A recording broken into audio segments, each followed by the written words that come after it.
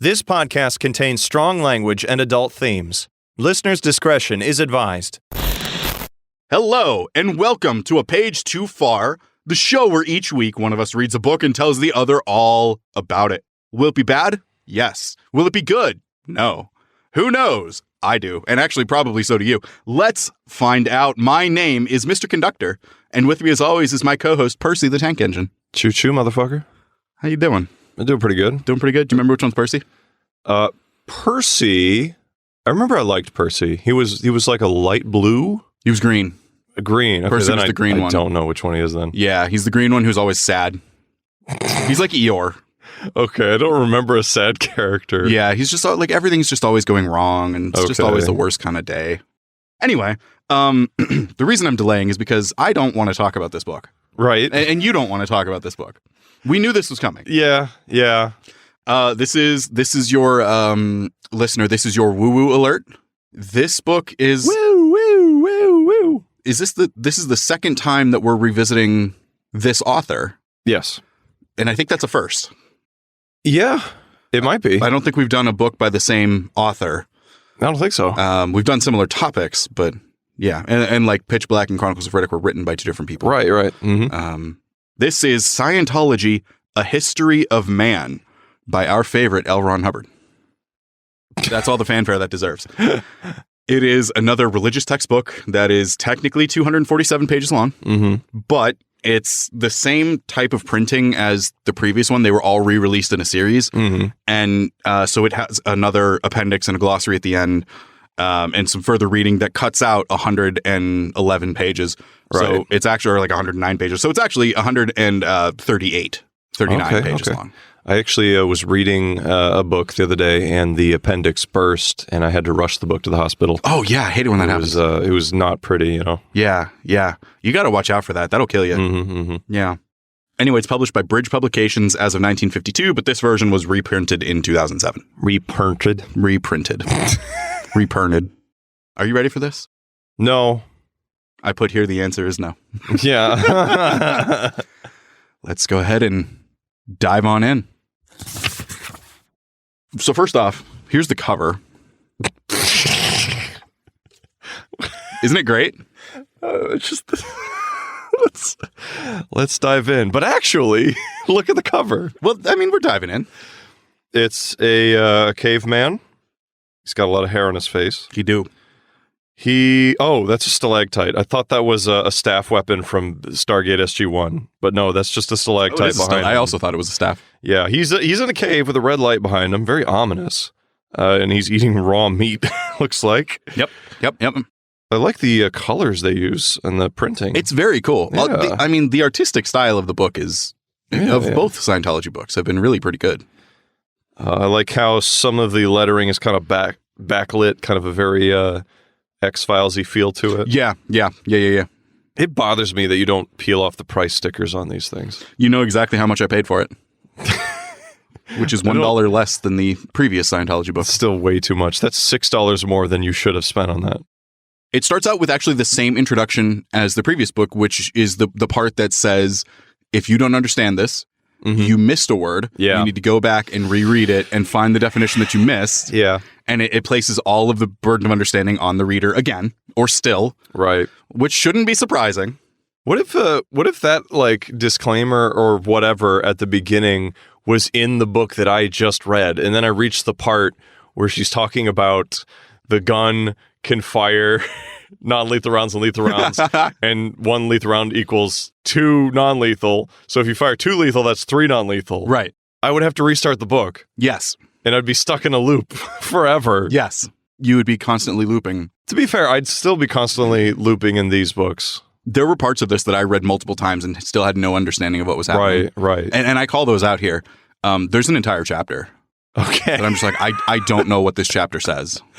It's literally just jumbled letters that don't It's have words, and it's words that have meanings. Okay. But it's words that have meanings in a certain order that I can't discern the actual meaning of what he's saying. It's fascinating. I'm gonna hold our Ethan. Oh yeah, we got Ethan Hunt. Yeah, I'm gonna hold the Ethan Hunt doll while we read this book. We kind of are. Except obviously his overalls, but like yeah. Missing the muscles. You'll get there one day. Yeah. Pick your head up, King. I think I'm better looking than he is. That's not hard, though. His legs don't bend very well. They don't bend. Does he have the V? Can you see the V in the outline of his shirt? No, he doesn't have the V. Okay. He's missing the cum gutters. So, Chapter 1. How and what to audit. Now, it is worth noting the last book we read was an introduction to Scientology. Right. This is Scientology. This is not an introduction. Right. This assumes you know things. So auditors are the ones who kind of vet people before they join. Right. They're the ones who show people the right way to do things. Mhm. They train people. They clear people. And the people that they're training and teaching are called pre-clears. Okay. Those two terms come up a lot. What he does not do is define auditing in this book at all. Mhm. I looked it up a lot. I looked in the glossary. I looked in the appendix. I looked in the hospital where I left the appendix. He doesn't define it. He does define it in his previous introduction to Scientology. Yeah, absolutely. But I refuse to open that book again. Okay. So I did not get a clear definition of auditing, and I tried to piece it together through this because it's more than just teaching. Mm-hmm. So how and what to audit. We jump into the actual introduction here. In the introduction, Hubbard claims that using an e-meter and electropsychometer. Okay.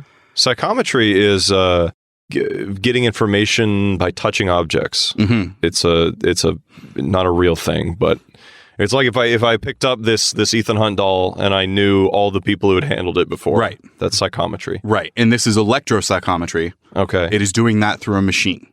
That is what this book is about. I don't think that exists. No, it does. The machine? Well, the machine exists, but also that practice exists. This book tells me so. Okay. Brace yourself. I'm braced because immediately you're like, so time machine. Like, well, oh, okay, sure. So this is called the history of man. Mm-hmm. And he's talking about using psychometry. Okay.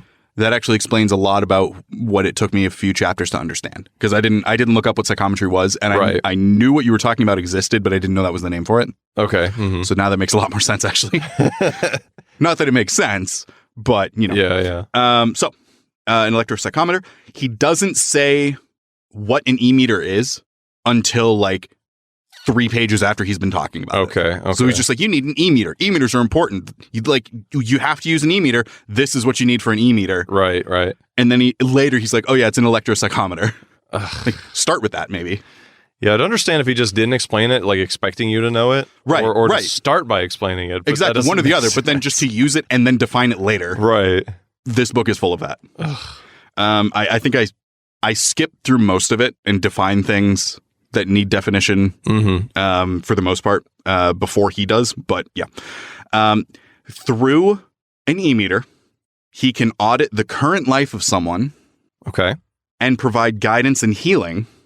But for auditing to be truly effective, one must audit the current life and the past lives. Okay. This is chapter 1. So you can audit the current life and get some form of healing and guidance. Mm-hmm. But to be truly effective, you have to audit the past lives, and you'll be able to, once you do that, any miracle is within reason. Any miracle is within reason. Wait. What the fuck do you mean within reason? You can do anything. But within reason. Oh, so it is reasonable to assume that if you audit the past lives, you can perform any miracle. Again, where does the reason come in, though? Scientology. Within its internal logic. Is that what you're saying? I am saying that he is saying that if you audit the past lives of somebody, you can perform any miracle you want on that person. Okay. Just throw reason out completely. It's not helping this sentence there. Okay. There's a certain level of reason that exists in our world, and it is not in this book. Chapter 1 talks about previous books that he's written that may have more specific information, but this book is the first time that it's all been compiled. So he doesn't go into as big specifics as those other books because he's taking all of them and summarizing them in this book, which is exactly what he did in his previous book. So I can only assume that all of his books are like that and that he never actually goes into specifics because there are none. Or you could look at it this way. He's distilling all that wisdom with each iteration. But he claims that they're written in other books. But those books don't go into it? But I haven't seen those books. Every book I've had has claimed that it's been written in other books. There you go. You got to buy all the books. But I'm slowly working on it. Okay. And so far, we're 0 for 2. I have another one. Once you have all the books, you'll understand. I don't think I will, but I'm slowly getting... I have 3. I have 3 Scientology books. This is number 2. That's depressing. I know more about Scientology than I do about most earthly religions. Oh my God. Oh my God. The only thing I might know more about is unicorns. Attaboy. That's honestly more practical information, I feel It is. Did I tell you that like the day we posted that episode, I was listening to it on my way home from work and a truck crossed my field of view that had a giant unicorn on it. They're reaching out to you. Yeah. Yeah. Yeah. I think I said that on the show before, but I will never forget that. I was listening to the episode and then there's just a unicorn. I'm like, oh, son of a bitch. I guess Bill Burr is real. So if this is your first episode, that comment isn't going to make any sense. Of course he's fucking real. Go back and listen to All About Unicorns, whatever that book was called. Yeah, I basically read this first like introductory paragraph as buy my stuff. Yeah. Because it's all written elsewhere. This is a compilation, but like you can get specific information. But again, I haven't seen that. Right. He also specifies the first 4 general fields of the past embraced in this work. So there's 4 branches of the past that we're going to talk about. Okay. We're going to talk about the present life. Okay. Arguably not the past. There is from preconception to present time. Okay. There is the genetic line, being the evolutionary chain on Earth. Okay. There is large specialized segments of the whole track. That sounds like a euphemism. Yeah, it does. And then there's the theta body line or the whole track. So it's very much in line with other Scientology things where it starts out small and then gets bigger and then gets more inclusive and then gets more inclusive. Right. It's like that. So if you go in reverse order, you have everything, specific parts of everything, a very specific part of those specific parts, yeah, and then the individual in those parts. Okay. And we'll that's the rest of the book. He goes into those. He says more of the same old. Start with the beginning, then work out because only the last one is perfect in its practice. And all incidents in this book should be audited with an E-meter. So everything he's talking about, you should do to your pre-clear with an E-meter. I'm so intrigued by this E-meter. We're going to try an experiment later. Really? Yeah. Okay. Not with an E-meter, but something that he says we should do. Okay. We're going to try it and I'm going to see what happens. All right. I'm very curious to see how it's going to go. Chapter 2, cases. These are targets of address. These are things that you should look to audit. Okay. I have here, read the 3rd paragraph on page 17 because I can't be bothered to type it.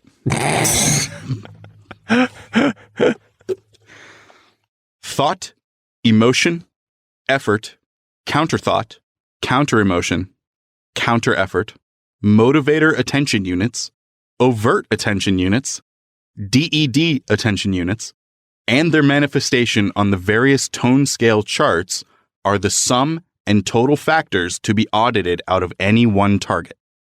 All right. That is a sample of what I had to read 140 pages of. Jesus. That's why it took me longer than I thought. Right. Yeah, man. Yeah. It goes back to, you may remember from the first Scientology book where we talked about creation and counter-creation. Yes. That philosophy exists in this as well. Okay. So you have your thoughts, your counter-thoughts, which is anything that works against your thoughts, whether it's your own counter-thoughts or something influencing you. Okay. That's kind of what he's talking about. But he's like, all of that, everything that has to do with the person can be audited. Okay. That's the gist of what he's saying. The DED things and other motivators are other influencers that you can audit on a person. He talks when auditing that there are things that you will come across with every pre-clear, and there are things that you may come across in pre-clear. So certain things are a given, certain things you may experience. Okay.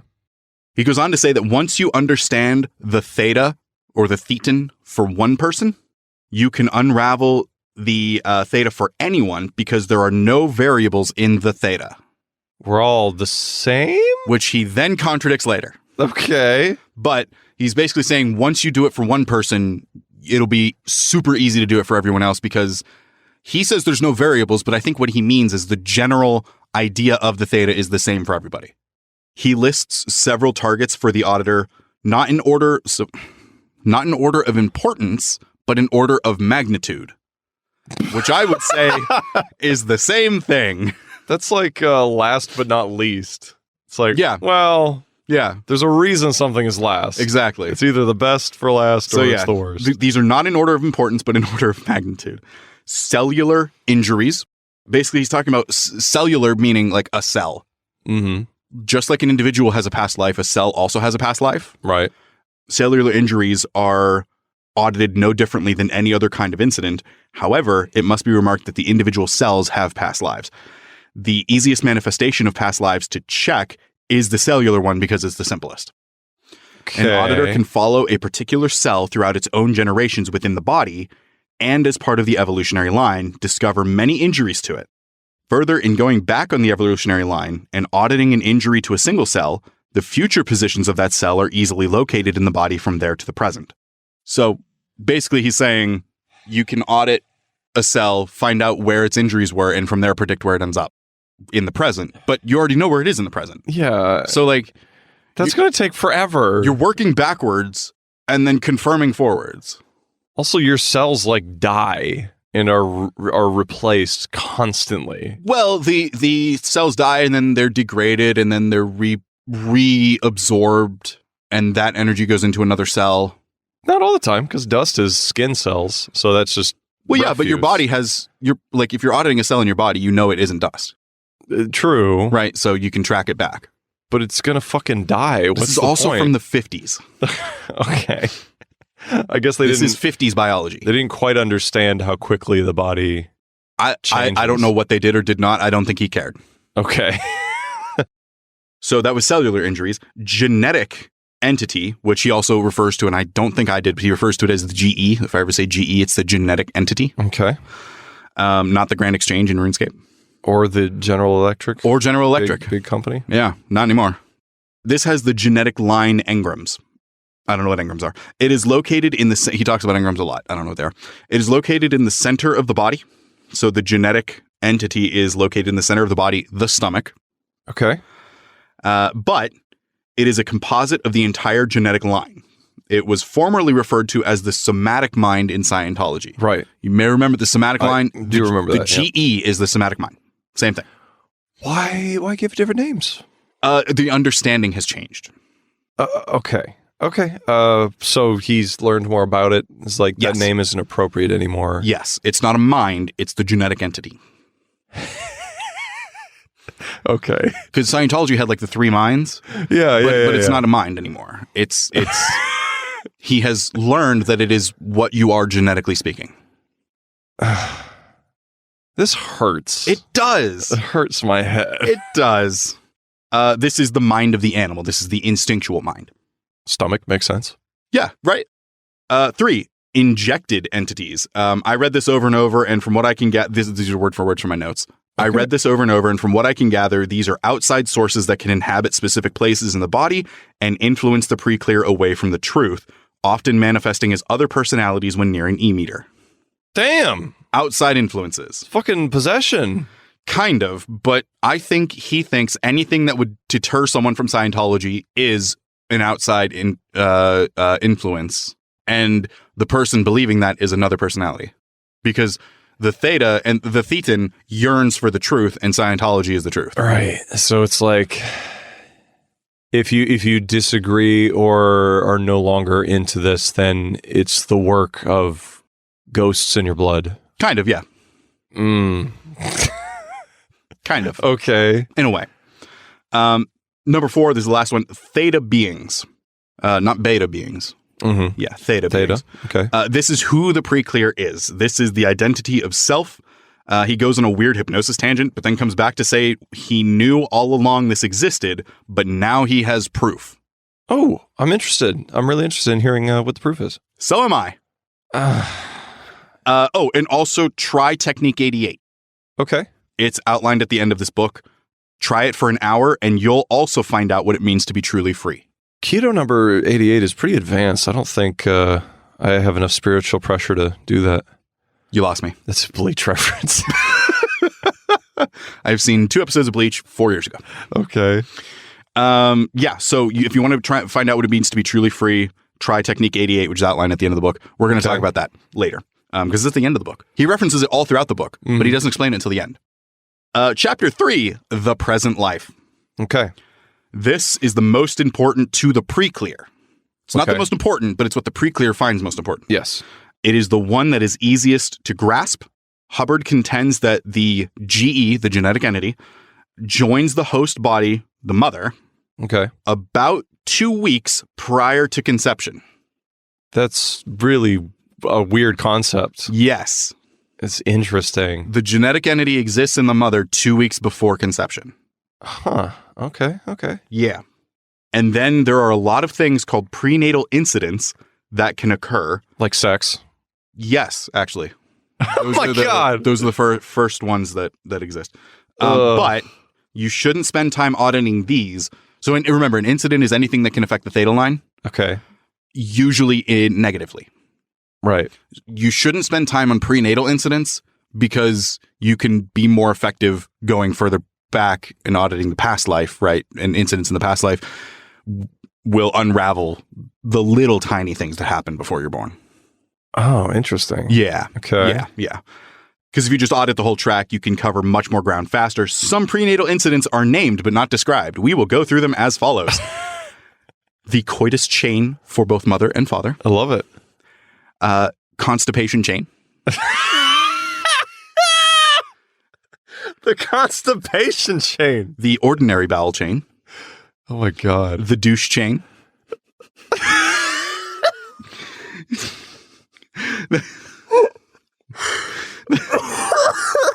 The sickness chain for both mother and mother's family. The mother's family. The fight chain in family quarrels. Quarrels. So family fights. Right. Okay. Why are they fighting? Don't know. Alcohol chain. These are things that can occur. So if the mother's family is abusive or the alcohol chain, the mother's drinking, attempted abortion by different methods such as surgical, douche, pressure, and exercise. But wait, can you abort with a douche? I don't know. I've never heard of that before. Yeah, I've heard of sterilization by douche. Huh. But not or exercise actually. Or exercise. I don't know. Unless you're like deadlifting 400 pounds, that might cause issues. Maybe. But I don't know. There's a couple more chains. There's the hiccup chain, which I just think is funny. I'm a big fan of that one. Yeah, and the crying chain. That's a sad one. Yeah, there's more, but you know. Homeboy then drops a bomb. Okay. Cancer has reportedly been eradicated by auditing out conception and mitosis. He does not expound. So mitosis is cells dividing, right? Mm-hmm. And you said conception? And conception. Auditing, conception, and mitosis. So if you interview out your ability to procreate, as well as the ability for your body to divide cells, which you shouldn't do that, probably not, then you won't have cancer. You will eradicate cancer. For everyone? It will cure cancer, is how I read that. I don't... So you know what's funny? Yeah, okay. We still have cancer. Yeah, it's still a thing. 70 years later. People in Scientology have cancer. Yeah. Yeah. And Name one. Didn't Hubbard die of cancer? I don't know. He died of something like that. There was some incurable disease, which he should have been able to cure, I feel like. Yeah.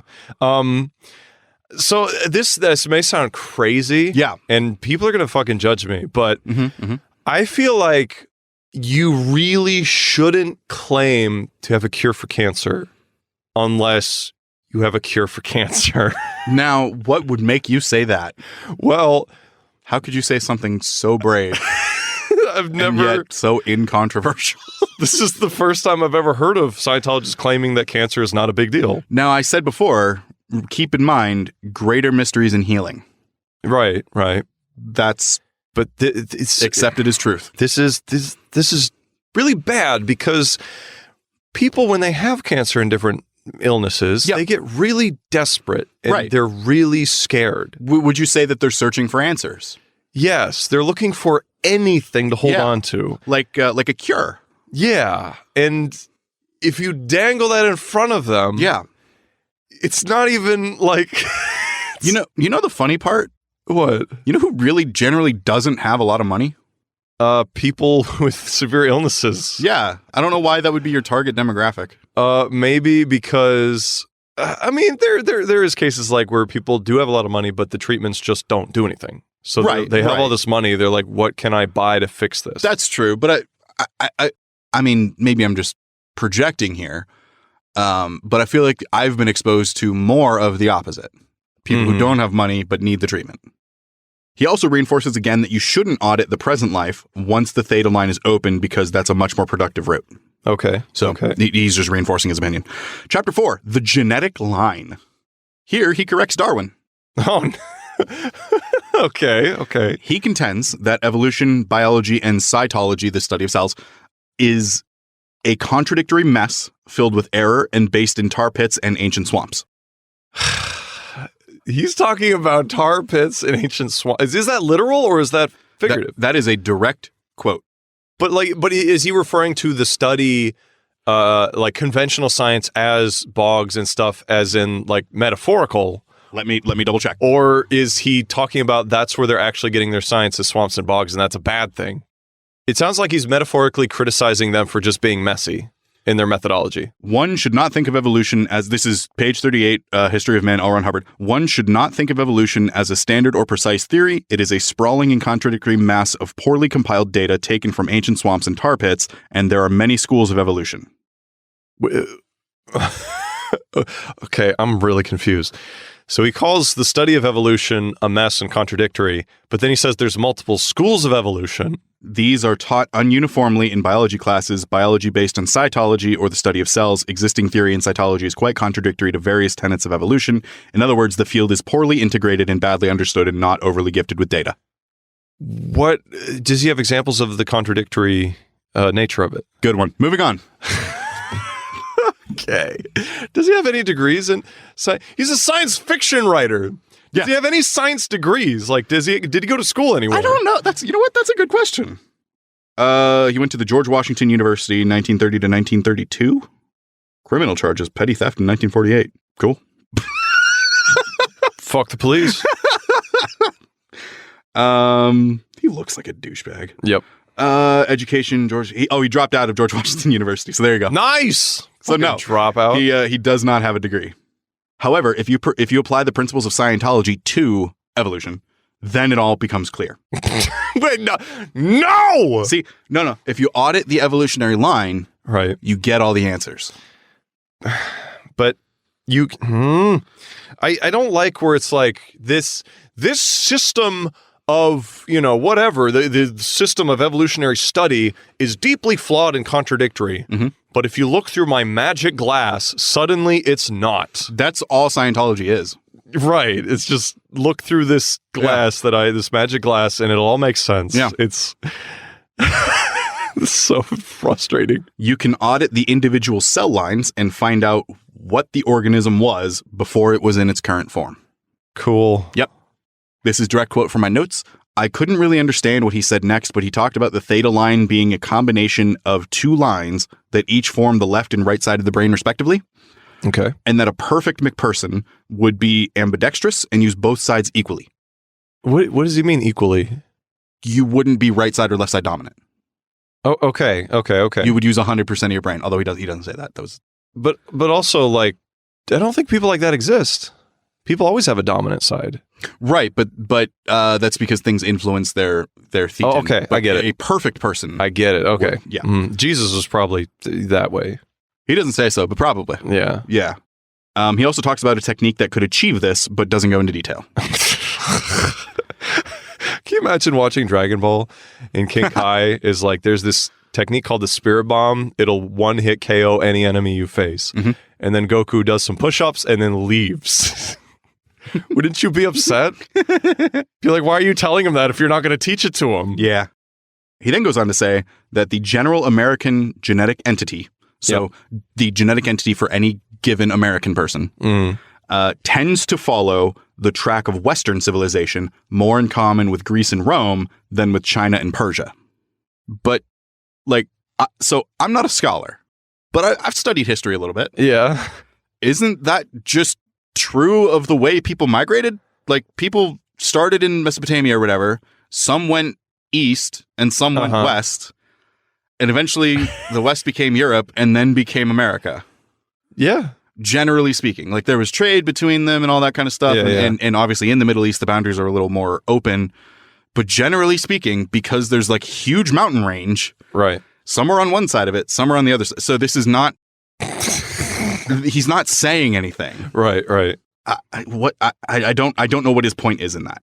There's a paragraph that says to be careful because if you talk about how the genetic entity could have been a clam at one point, it can produce dramatic side effects. I'm going to skip a little in my notes here. We're going to do an experiment. Okay. Imagine, close your eyes. Okay. No, open them. No, close them. No, open them. That wasn't part of the experiment, but you do need to have them open. Okay. Imagine a clam sitting on the beach. Opening and closing. Okay. Very rapidly. Okay. See that? Yeah. Very rapidly. All right. Look, you looking? Yeah, I'm looking. Okay. Do you feel anything? I feel a slight breeze coming from the clam. Okay. The experiment failed. So. Okay. I didn't really participate much. You did. I mean, like, I imagined a clam. Yep. Opening and closing rapidly. Yeah. You looked at my hand, which was opening and closing rapidly. Yeah. Okay. You don't feel anything. I felt a breeze. Okay. He says, quote, the victim may grip his jaws with his hand and feel quite upset. He may even have to have a few teeth pulled. At the very What? At the very least, I'm going to go through this whole thing, then you can comment. Okay. At the very least, he will argue as to whether or not the shell stays open or closed at the end, and he will, with no hint of the death aspect of it, talk about the poor clam and feel quite emotionally sad. It can produce dramatic side effects. One person, when told, couldn't open his jaw for 3 days, and another had to have 2 molars extracted because his jaw hurt so much after hearing about the clam. So do not be sadistic with your describing them to people, unless, of course, they belligerently claim that a man has no past memory for his evolution. In that case, describe away. I feel like I'm going crazy. You are. What? So people are getting angry at this experiment? No. He's saying the nature of that experiment by talking about a clam and how your past life may have been a clam and opening your hand and closing it rapidly will cause someone to think back in their evolutionary chain to when they were a clam and cause severe pain in the jaw. Why? I don't know. Because they're a clam opening and closing really fast? Yeah, well, because they were a clam. It's an evolutionary memory.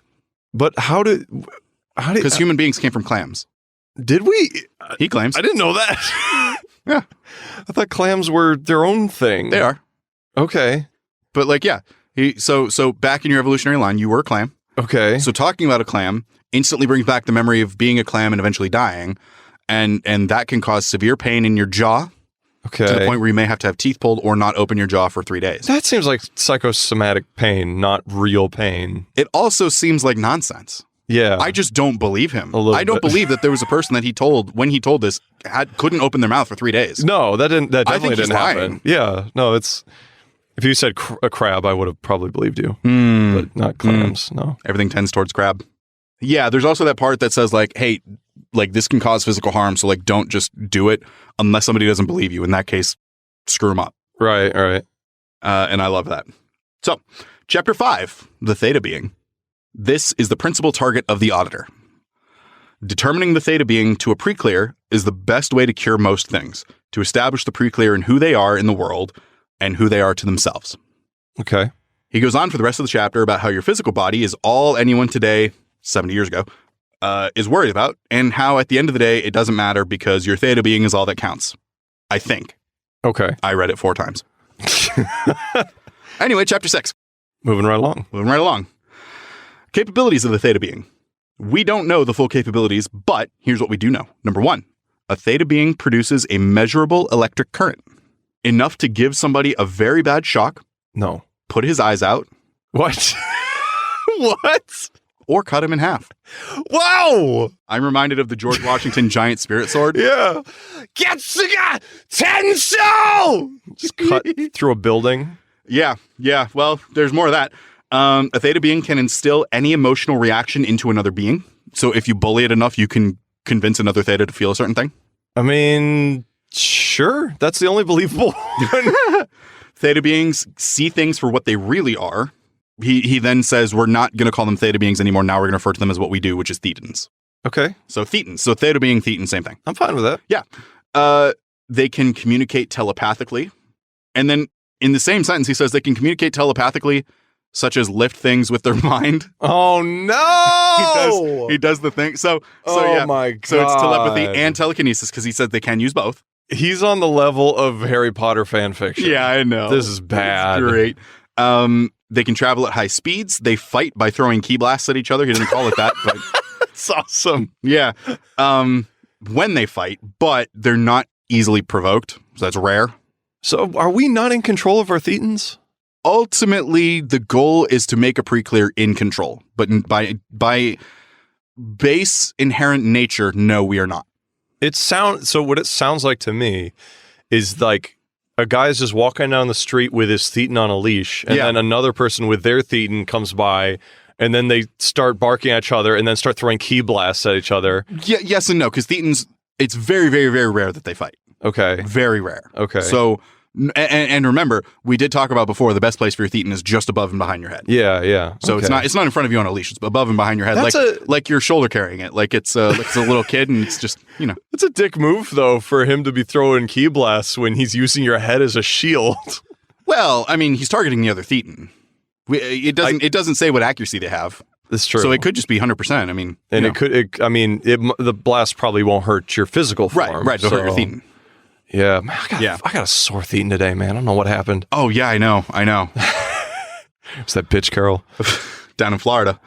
A thetan can be crippled or dismembered, but to do so would require enough energy to destroy half a city. Half a city. Half a city. Very specific. It doesn't say what size the city. Right. Cities can range. Like, I've lived in a city that was less than 5,000 people. Yeah. So half of that, not very impressive. You also currently live in one of the biggest cities in the U.S. Yes, exactly. Yeah. There's a range there. But yeah, half a city. He ends this chapter by saying we shouldn't provoke governments or... I need to think about this. Okay. We shouldn't provoke governments or civilians just yet by knocking a hat off at 50 yards or reading a book in another country. It'll just make you famous, but it'll make it harder for anyone else to learn honestly. What the fuck was any of that? That's what I said. Multiple times. Can we go through it very slowly? Yes. The two thoughts in order are a thetan can be crippled or dismembered, but to do so would require enough energy to destroy half a city. I totally got that. Yep. He then ends the chapter by saying we shouldn't provoke governments or civilians. Okay. Mm-hmm. So there's a clear distinction there. So a governing body, right, which is not an individual, but then he also includes just individual people. Right. Anyone. Shouldn't provoke anyone. Okay. So we'll just say anyone. So you shouldn't provoke anyone. Yep. Next. By knocking hats off at 50 yards. Why? Why 50 yards? Because it's something you can do. I'd be fucking impressed if you could take someone's hat off at 50 yards. Yep. Or reading a book in another country. Not another language. Right. Another country. So I think the hat thing means like you're just doing something to get on someone's nerves. You're starting shit. You're knocking their hat off. He means it literally. Like literally using your superpowers. You are using energy to knock someone's hat off 50 yards away. And to remote view a book in another country. Correct. Okay. That makes a lot more sense. Yeah. Okay. Yeah. So if anything sounds like it's supposed to be literal, right, it is. Okay. I can only assume. So I'm assuming him referring to evolutionary study as a swamp, he's talking literally. Well, yes, he was. He didn't refer to evolution as a swamp. He said they get their data from ancient swamps. Oh, that's what I was asking about. I thought I read what he said. I thought it was metaphorical, though, still by the end. He was literal. He said it's a convoluted mess that comes from ancient swamps and tar pits. That's so low IQ, though. Yeah. That's like, so what if it comes from a swamp? A swamp is a soup of all sorts of things. Yeah, so is America. Like why is that a detriment? That's so weird. That's what I'm saying. He's like, ew, it's gross. You must be stupid for looking at shit in there. He described something. Oh, no, yeah, he does say the word stupid later, but it's about something completely different. I actually agree with him on that one. Okay. Chapter 7. We're almost done here. There's not too much more. Oh, okay. Yeah. I was enjoying myself. The history of the Theta line. Okay. If you follow the Theta line all the way, the entire track seems to be about 70 trillion years. But as far as we know, the universe is not that old. We're wrong. Okay. Does he expound? No. The Thetan likes to accumulate facsimiles or photographs of theirs and other experiences on the Theta line. Okay. So the Thetan has these, he calls them facsimiles. He describes them to us like, yes. Scrapbooking. It's a scrapbook of memories. Yeah. These memories are also called incidents or facsimiles or photographs. Some of them are good, some of them are bad, but the Theta likes to collect them. They're all of our cringe moments. Basically, whenever you say you too to the waitress who says enjoy your food. Yeah. But it's yours and others. Okay. So it's not just your own Theta being, it's any others as well that it comes across. It likes to collect those too. Okay. Part of auditing is unraveling an individual's facsimiles from others. Okay. Yeah.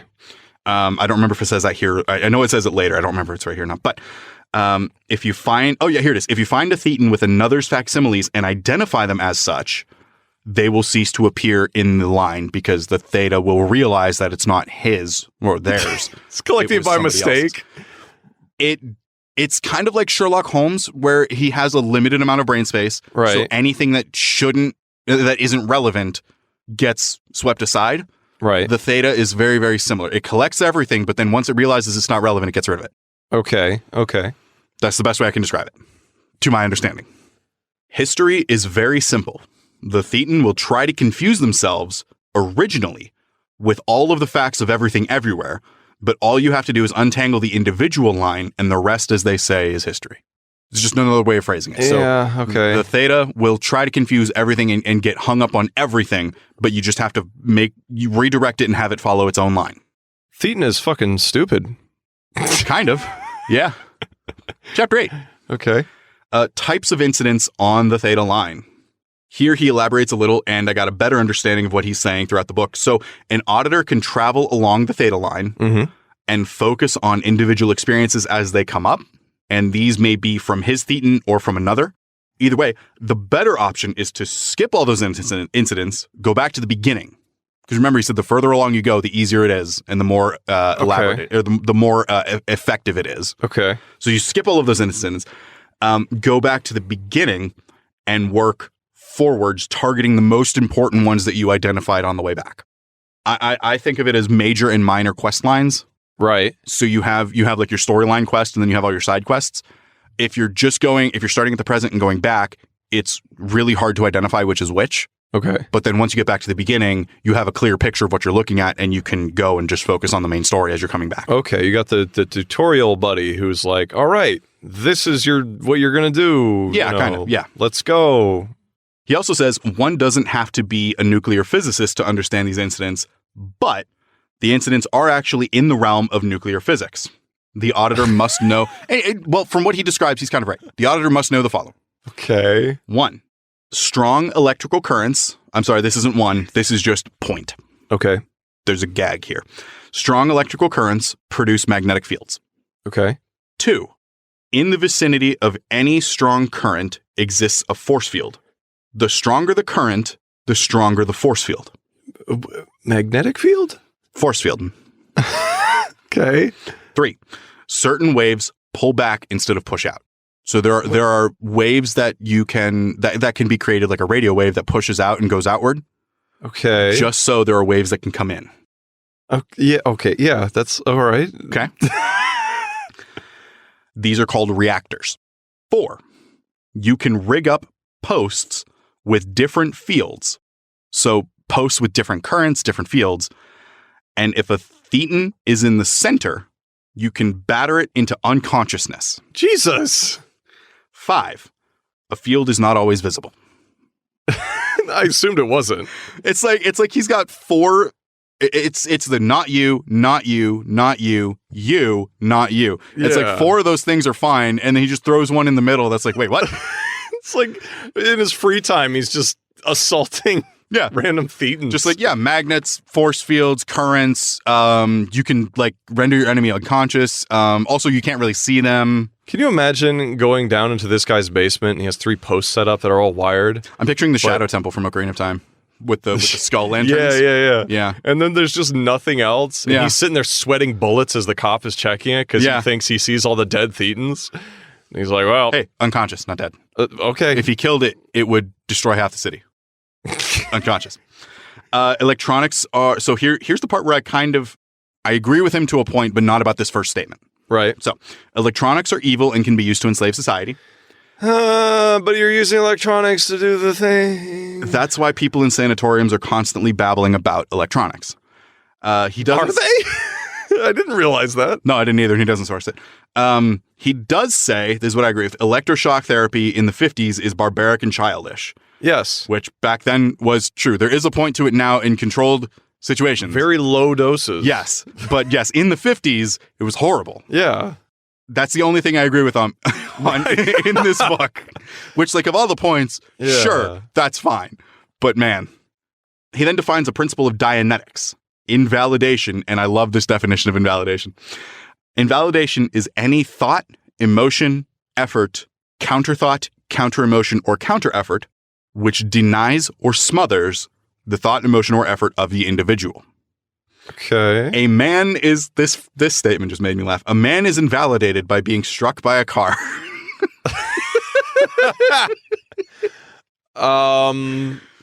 Sure. So it's basically saying if something exists to oppose a thought, emotion, or counterthought, and it is strong enough, it will invalidate that thought, emotion, or counterthought. Right. I get it. That's what he's saying. Okay. Any force which a man cannot oppose invalidates him. Which is just another great sentence. It's really depressing. It is. You have to counter-invalidate your pre-clear. That is to say, they have been invalidated, and you have to counter that before you can leave them. That's what people are looking for is validation. That's it. Yeah. That's the whole thing. That's what he's saying. He's just saying it. Yeah. Wow. Yeah. I'm not going to make another King joke, but it could be in there. Your pre-clear was basically good, happy, and ethical, and aesthetic before the contagion of the universe got in him. Then still, a Thetan wasn't very good, but he was trusting and ethical. Then he got a body and, well, now look at the world around you. It sounds like everything is set up to fail. Yes. Why? I can only imagine that it's very similar to Chaos Theory where things tend towards degradation and simplicity. But he's saying that you kind of start out that way because of the state of the universe. When you start out, you are good, happy, and ethical and aesthetic. And then when the universe came... But you're born into the universe. It's always there. Your Theta wasn't. Your Theta has existed for 70 trillion years. But when you get your Theta, then you're starting out with a bum Theta. I'm saying the beginning of your life, that's when you're starting out, right? The beginning of the GE, the genetic entity. Sure. Okay. That's where I put the marker, and he's saying that that's not the marker though. The marker is the beginning of time. I disagree. But that's the whole argument though, right? Yeah. In the beginning of time, before there was any influence, your Theta was happy, it was good, it was aesthetically pleasing, it was aesthetically pleasing. He says aesthetic, and I don't know what he means by that. It was trim and fit, and it got lazy. It was ethical. But then once the universe started and things started corrupting, then the Theta became less good. And then once it got a physical body in the form of man, it became evil all around. How does it have morals before humanity? Ethics, not morals. Okay, ethics. Why? I don't have an answer for you. Were they all hanging out together? I don't know. Man, did they have a society of block Thetans? party? Yeah, I don't know. He doesn't say. For the history of man, he sure doesn't talk about the history of man at all. No, not really. Yeah, except to say it's 70 trillion years old. Oh, he does mention Homo sapiens at one point, and he also mentions another one that's like Homo, and then it starts with a Y, but I don't remember what it was. I didn't write it down because I didn't know what he was saying.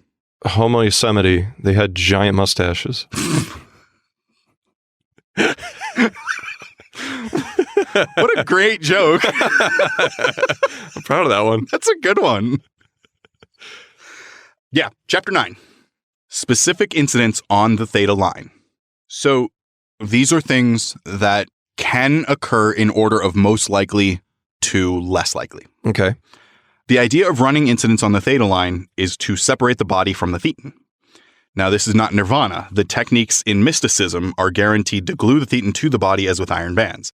He says the author spent a lot of time in India studying mysticism, and take it from him, it's nonsense. He didn't do that. Well, he says the author. This is the only time he doesn't refer to himself as me. So, like, Really? Huh. I'm very curious if this is an editorial Maybe. or something, because it's the only time in either book that I've read that he refers to himself as the author. Right. Yeah. Interesting. Theta clearing is as simple as repairing a shoelace. I've never repaired a shoelace. Yeah, he says it's as simple and practical as repairing a shoelace. Does he mean replacing one? No, he says repairing. Who repairs a shoe? Buy a new shoelace. Coming out of the Depression era, I think you would just... You know what? Fair enough. If your shoelace is fraying, you just snip the end and tape it up. I retract my criticism. So here are some incidents in order that the auditor will find them. Number 1, no, not number 1. Point. The jack-in-the-box. This is a method of trapping thetans. Okay. The body gives the thetan a facsimile of a box, and the thetan is stunned. He looks over the pictures and cannot look away. The pre-clear, with this, may be obsessed with boxes of cereal, upon which are painted other boxes of cereal, and other boxes of cereal on those boxes. So the box of cereal that has like Captain Crunch pouring cereal out of a box, Yep. and on that box is another box of cereal. Yeah. The thetan with the jack-in-the-box syndrome would love that, because it loves boxes. Okay. I like this thetan. Yeah. 2, the obsession. This is an incident where the thetan is convinced that they're on the verge of a breakthrough in one area that it stops them from progressing in any way. What? Doesn't say. They sound, That's all I have. They sound like they're Toddlers. yeah, like trying to learn shit. Yeah. But the rest of this talk doesn't sound like they're learning anything. Right. It's like the human being that's learning to use it. Right. Well, so yeah, so the point is this is written to the auditor, right? This book is written to the auditor. This is describing what the auditor will find in a pre-clear. Mm-hmm. So they may find a pre-clear whose thetan is so obsessed with one thing that it can't grow anywhere else. So you have to guide it. Right. Okay. That's what it's saying. C, borrowing. Thetans can forcefully borrow facsimiles from other thetans. Forcefully borrow. That's what it says. No comment. Nope. IV, nipping. Thetans love to nip. What the fuck? They send out energy in 2 beams and slap the victim on the side of the head. This causes ringing in the ears. No. It's tinnitus. Is it? Yeah. You sure you just didn't get bitch slapped by a thetan? Well, it does it to me a lot. It's getting pretty annoying, honestly. I mean, you know, thetans love nipping. I don't like that word. I don't either. Little e, blanketing. Basically smothering another thetan with your thetan. It's called vor. Well, it says this is strongest in sexual contact. Oh my God. Yeah. I'm not going into that anymore. So you bang someone and then your thetans bang? No, your thetan, like, smothers theirs to the point where it's a detriment. Oh. Yeah. So you shouldn't have You shouldn't do sex. that. Okay. No, not that you shouldn't have sex. Sex is fine. But you should control your thetan. Unless your Sir, unless sir. unless their thetan's into that. Sir, control your thetan. Oh my God. Zeta, the haver, HALV, like have. Okay. Mm-hmm. One of the processes thetans used on bodies was the half light, half black gun. Oh, wow. Okay. Yeah, which shoots a wave. Half of this hits the right side of the body, and half of it hits the left side with light and dark, respectively. Okay. This split the body into 2 beings. This is what happened to religious people. It is why they believe in good and evil, devil and God. All right. They got shot with a magic gun. Yep. Okay. Again, that sounds totally metaphorical to me. Yeah. I don't even know anymore. Now we're on point G, which is Cyrillic G. Facsimile 1. I read this 4 times and I have no idea what it says. Cool. Yep. Also, there's a lot more of these, so I'm giving up on my punny list. I don't know if you could tell, but each point was in a different format. Oh, I didn't. It was like didn't. point, and then 2, and then C, and then IV, and then little E. I'm sorry, I didn't notice. Yeah, it's okay. That's why I'm explaining. I figured that it was just written fucking weird in the book that way. So. No. I mean, it could have been, but no. Now we have before Earth, which is basically a person has to come to terms with their time before Earth existed. You got to come to terms with it. The Joiner. We don't know a lot about the Joiner. The Ice Cube. We know he joined. That's where our information ends. The Ice Cube, straight out of Compton. No, a being is packed in ice and taken to a new area, I guess. What? That's what it said. Okay. Between lives. This is the space between death and birth. Okay. The Thetan has to report to a specific place. For most of it is Mars. Wow. Okay. But for some women, it's elsewhere. Let me guess. Doesn't say. Venus. It doesn't say, but I'm assuming. I mean, that's a really old expression. Men are from Mars, women are from Venus. Yeah. That's fucking insane. You took this little limerick and it was like, I can use this. Yeah. Oh my God. Yeah. The Emanator, which is just a great name. Just a great name. The Emanator is a field that tricks pre-clears in the between lives stage. That's a giant field that can cause Thetans Okay. to gravitate towards that field and not towards where they're supposed to report, i.e. Mars or somewhere else. And when they're caught in that field, they're essentially in purgatory because they're not progressing. Okay. Is it like a big tailgate barbecue or what's this field? It's the Emanator. It is yeah, no, it doesn't describe it. Just says it's a field that has something that Thetans gravitate towards. When a Thetan is caught in this field, it still, birth still happens. Right. But it hasn't reported, so it can't get sent back. So this creates what's called a double body, where you have your Thetan exists in a body on Earth, and it exists in this field. And that's confusing and bad. Well, yeah, obviously. That's called the double body. What if in the field, it's just a guy fixing his car, so all the other Thetans wander over there like men tend to do? Oh, yeah, and they're just like, oh, yeah, it looks like it could be the carburetor. No, this isn't car doesn't even have a carburetor. Yeah. Or it's just a campfire, and then all the Thetans just have acoustic guitars, so they naturally gravitate. That is purgatory. It's fucking hell. Oh, man, I've been there. It was great. Yeah. Usually because I brought the guitar, but I knew there was somebody else there who could really play. Yeah. So I gave it to them. Patients experiencing this usually wake up with the feeling that they just had the secret of the universe unveiled, but they can't recall it.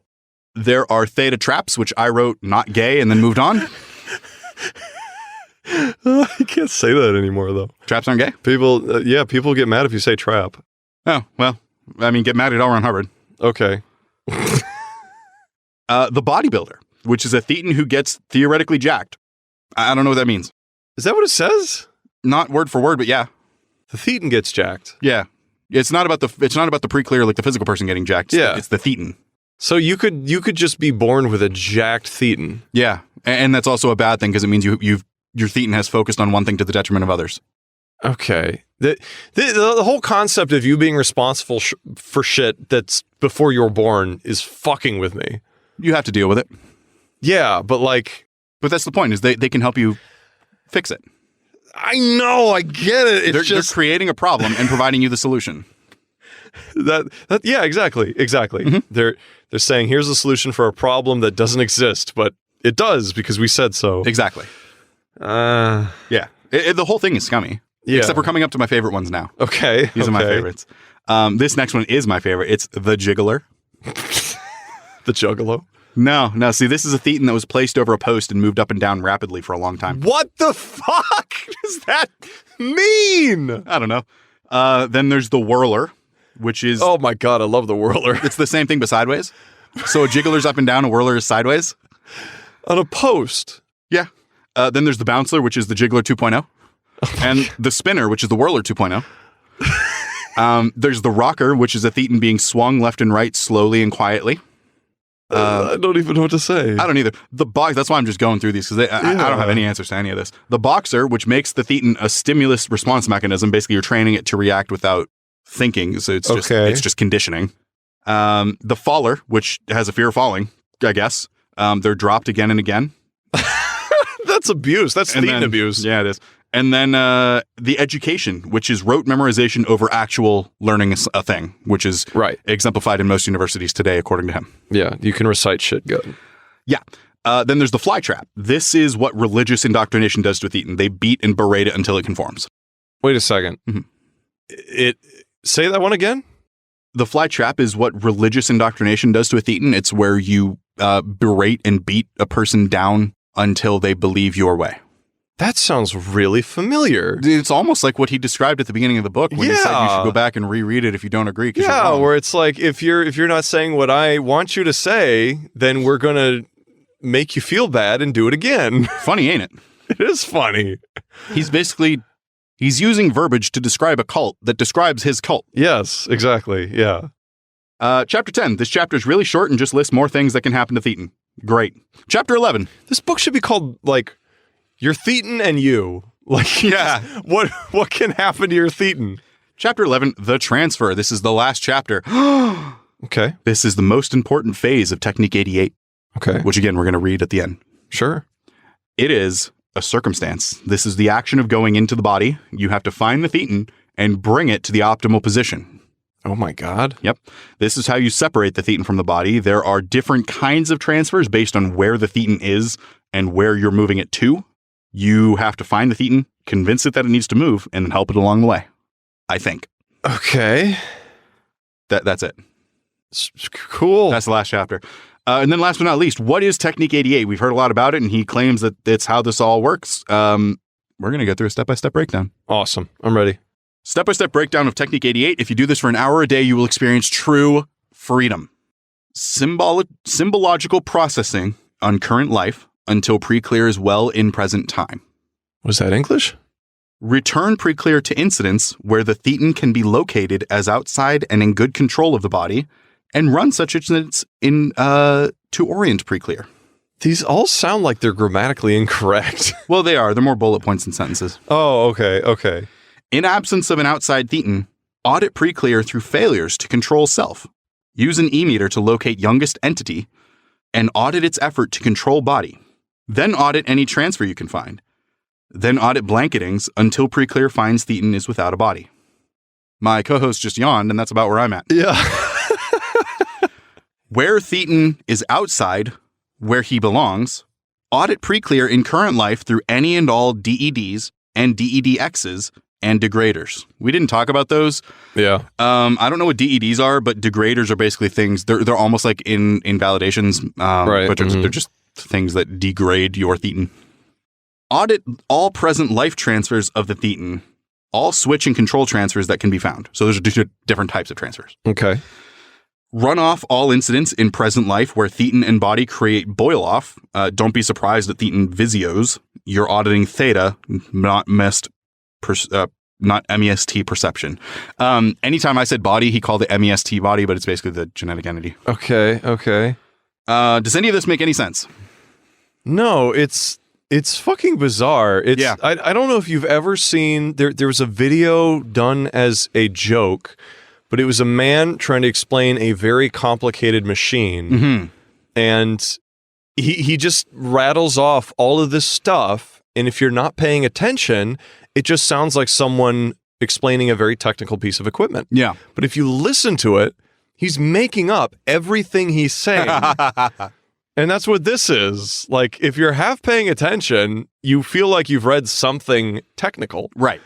But I'm trying to parse the words, and it's just weird. It's really fucking also weird. interesting. Like, I'm not going to go through the rest of this. Right. That's just like a sample of it. But it's interesting because everything he says if you practice this technique for an hour a day, you will experience true freedom. But the technique itself is all about targeting a pre-clear. Right. As an auditor. It's not for one to do on themselves. Because nowhere in the book does he talk about being able to audit yourself. Right. Okay. And I don't know if that, like, there's other books. I don't know if he talks about it in there at all, but in Scientology, the book, and in A History of Man, at no point does he say that you can audit yourself. He just says to practice this and you will be free. But it's something that you have to practice on another person. So is it the act of freeing them makes you free? And it, like, kind of like the reward of giving is its own gratification, like that kind of thing? I don't know. I don't I'm have very, any, it's, yeah, I don't. So Scientology, the book, made me angry. Yeah. This book just made me confused. Yeah. That's the end of the book. That's all that I have to say about it, except the level of arrogance between these two books has not diminished. Right. Absolutely. The burden of understanding is still on the reader. We said that in the beginning of both of them.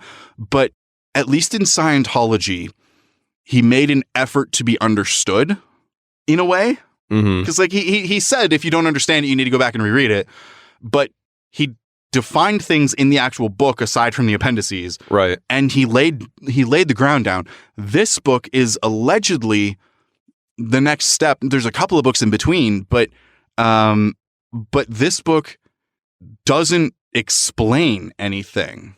Right. It really doesn't. It talks about a technique that you can use and a tool that you can use, and then talks about what you may experience, but it doesn't say how you'll experience them. It doesn't say what that actually, like, what any of it means. Like, what does it mean when my thetan's on a post and bounced around? Is it literal or is it figurative? I have no idea. It's so confusing. Right. And he uses dictionary words because there's no other words to describe what he wants to say, because what he wants to say hasn't been said before because it's garbage. I don't think in the first book, at least I don't remember there being sentences that I just wholly did not understand. Yeah, no, there really were. There were things that I had to read a few times. Yeah. To just get what he was trying to say with those sentences, but everything in the end made sense with what he was trying to say. Yeah. There was like 2 whole chapters that I read and multiple times. Yeah. And had no idea what he was trying to say to me. I had no idea. I like to think I'm smart. and I don't see how this could be accessible for the average person. Right. For the majority of people. I don't see anyone who actually understands the English language. I mean, I don't know if they've been translated or not, but I don't think so. He was an American. He was, but I mean, I don't know. But I don't see anyone who can actually understand the English language getting actually anything out of this book. I said in the last one that I try to pull something from a book that I can use. The only thing I was able to agree with in this is electroshock therapy is bad. Right. Yeah. But like even the Scientology book had a point in saying like it was to better the earth, to not use the A-bomb, and to help man be more ethical. Right.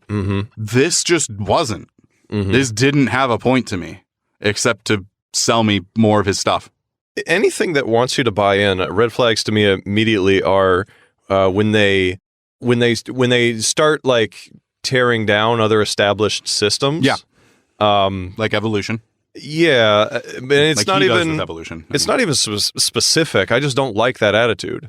I don't no, just build your own thing. Don't tear down other people's things. It's like it's yours political up. campaigns. Yeah, it's bad faith. Yeah. And it's like, if your system is so great, then just present it. And I will agree with you if it is. Right. You don't have to attack other things. Right.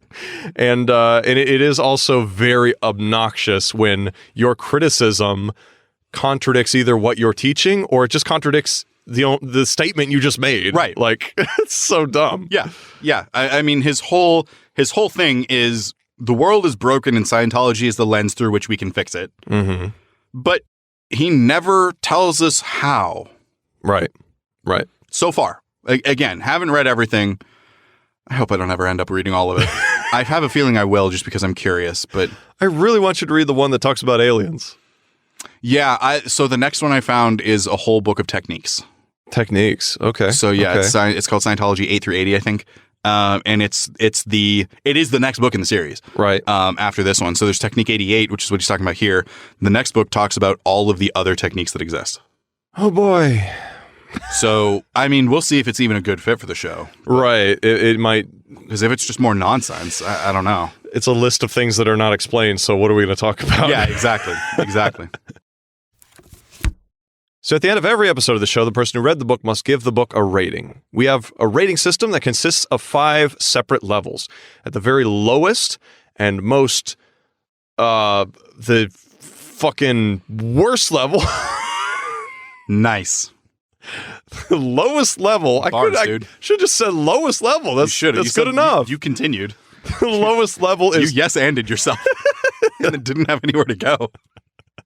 Toilet paper. The book is maybe worth the material it's printed on, or maybe not even that. The second level is shampoo bottle. It's something. Next to nothing, but it's still something to read. Number 3 is IKEA manual, competently written, but not necessarily entertaining or educational. And the 4th level is Kindle Pick, worth buying electronically and or discounted, possibly at a used bookstore. We get a lot of our books there. Mm-hmm. And the highest level we can award a book is hardcover, instant classic. We recommend you buy the book. So, conductor, you have conducted yourself very well through this recording. What would your Thetan give this book? So, this one, I have it in hardcover. I bought it at a used bookstore. Right. But I wouldn't even wipe my butt with it. Yeah. I think I gave Scientology a shampoo bottle. I don't remember, but it's very possible. I did because the core principle of it was fine. Right.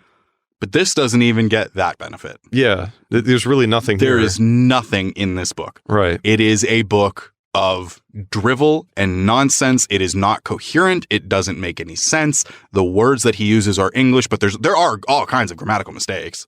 Aside from like the list that I was reading you it wasn't phrased as paragraphs. It wasn't sentences. It was bullet points. Yeah. But in the actual book, there's things like he uses wrong tenses of verbs. He uses nouns when he means other things. Like, yeah. It's so bad. So the telepathy thing. The telepathy thing. I hated it. I'm going to read the next one because I'm morbidly, it's like a car accident. I can't look away. Yeah. I know it exists, so I have to watch it. The first one was a car accident, but you know that there is a bus full of people just beyond that fog, and the guy's not braking. Yeah. So you're like, I have to stick around, God damn it. This is that video that was on like I-86 3 weeks ago, where cars just kept piling up. Fucking and piling idiots. Up. #themed, #Bobo lives. And also I'm going to add #jiggler. #jiggler, #theta reticuli. I had that bouncing in my brain the entire time. Yeah. I'm going to put Mr. Ethan Hunt back on our shelf. We kind of forgot about our shelf. We haven't added to it in a hot minute. We actually took stuff away from it. Yeah, we did. I mean, I haven't really had inspiration to add anything lately. No. And things we did, like I would add something from this episode, but we already have Mutt. Yeah. Who isn't Scientology specific. No, but I mean, he kind of represents the woo-woo.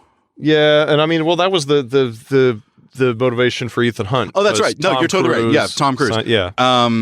So like we have inspiration for that already. Maybe we get like a something to go with him, like a car or something. The car? I don't know, something Tom Cruise drives in one of the movies. I'm gonna go buy an Aston Martin. The only thing I can keychain right there. The only thing I really want to add to the shelf right now is a unicorn, because I feel like that had a real impact that we didn't. It did. We remember it, and we talk about it jokingly, more lovingly than any of the other movies. Yeah, and I don't think we realized at the time how important that part was. Yeah. But hey, if you want to send us a unicorn, hit us up. Yeah, sure. All right, people, here's the dizzy deal. We got a Patreon, motherfucker. We've got shit on there for y'all. We got bonus episodes. Some of them are 3 fucking hours long. We got movie commentaries. Last one we did, what was the last one we did? Last movie commentary? Yeah. I believe it was Predator. We did the Predator, y'all. It was funny as fuck. We also got footnotes, so like extra long takeouts, boy. We also got... What else we got? We got early release. Extra long outtakes, not takeouts. we got extra long outtakes, so we call footnotes because they're way too fucking long to put in outtakes. So we have to make a footnotes, right? So check that shit out. We have socials. We got an Instagram / a page too far, Twitter @ a page too far. We have a YouTube channel, which doesn't have a direct link yet, but we're working on it.